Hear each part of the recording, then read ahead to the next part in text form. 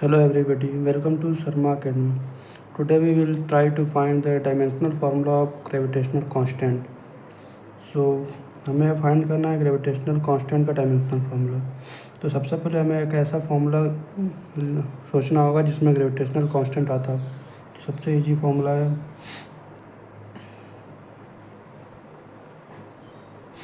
तो ये फार्मूला सबको याद होगा। तो यहाँ पे हमें फोर्स के डायमेंशनल फार्मूला पता होता है mLT-2, और हमें ग्रेविटेशनल कांस्टेंट का डायमेंशनल फार्मूला निकालना है।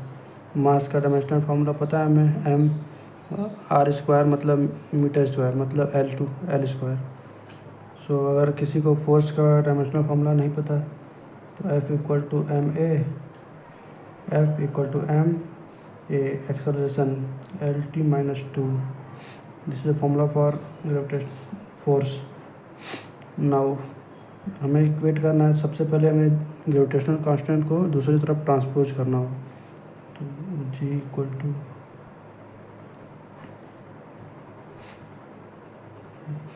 तो अब हमें ग्रेविटेशनल कांस्टेंट का डायमेंशनल फार्मूला निकालना है। तो सबसे पहले G फोर्स का डायमेंशनल फार्मूला हमें पता है इंटू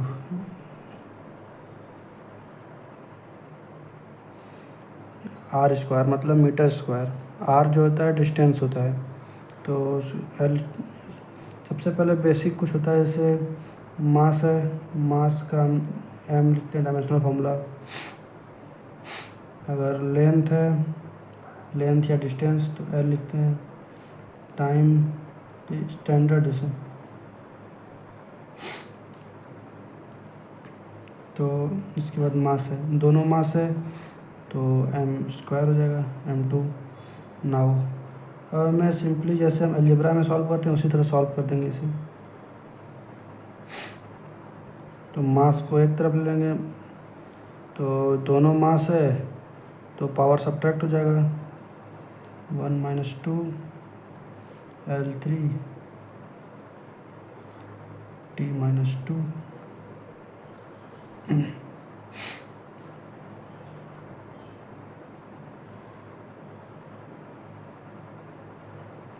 हमने यहाँ पे ग्रेविटेशनल कांस्टेंट का डायमेंशनल फार्मूला निकाल लिया है बिल्कुल आसानी से। तो thank you and subscribe please.